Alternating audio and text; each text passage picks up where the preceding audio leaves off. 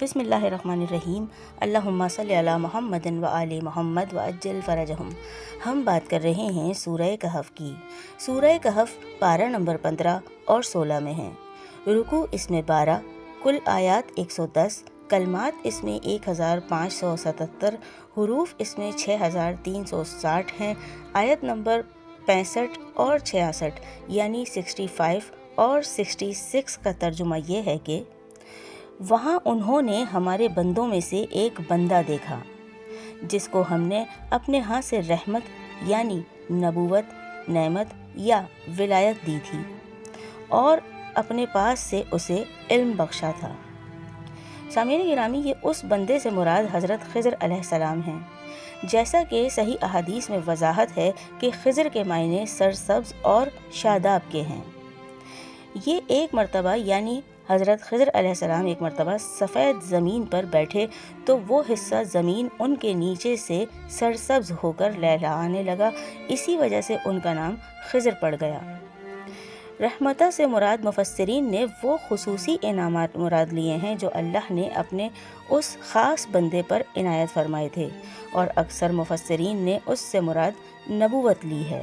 المختصر یہ کہ موسیٰ علیہ السلام حضرت خضر علیہ السلام سے ملے اور موسیٰ علیہ السلام نے ان سے کہا کہ کیا میں آپ کے پیچھے چل سکتا ہوں تاکہ آپ مجھے وہ مفید علم سکھائیں جو آپ کو سکھایا گیا ہے۔ تعلیم کے ذکر سے پہلے اتباع کا ذکر کرنا بتلاتا ہے کہ شاگرد کے لیے استاد کی اتباع اور پیروی کرنا بنیادی بات ہے، اور ساتھ ساتھ شاگردی کے آداب میں اتباع کو اولیت بھی حاصل ہے۔ شاید اسی لیے اتباع کا ذکر پہلے اور تعلیم کا ذکر بعد میں آیا ہے۔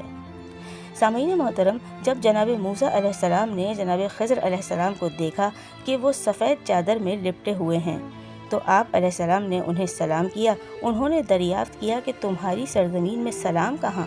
تو آپ علیہ السلام نے فرمایا کہ میں موسیٰ ہوں۔ انہوں نے کہا کہ بنی اسرائیل کے موسیٰ؟ تو آپ علیہ السلام نے فرمایا کہ جی ہاں۔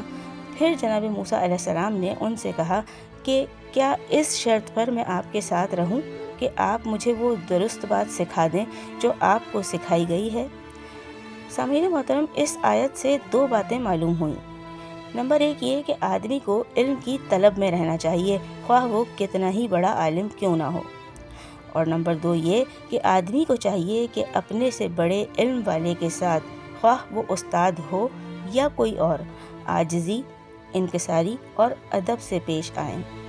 جی سامعین گرامی، یہ تھا سورہ کہف کی آیت نمبر 65 اور 66 یعنی 65 اور 66 کا ترجمہ۔ ویڈیو آپ کو پسند آئے تو اس کو لائک کیجیے گا، شیئر کیجیے گا، کمنٹ کر کے اپنی رائے سے آگاہ ضرور کیجیے گا، اور چینل کو سبسکرائب لازمی کیجیے گا۔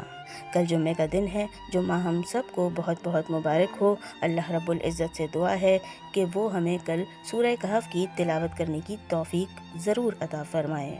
بہت جلد آپ سے پھر ملاقات ہوگی انشاءاللہ سورہ کہف کی مزید دوسری آیات کے ترجمے کے ساتھ۔ جب تک کے لیے اللہ نگہبان۔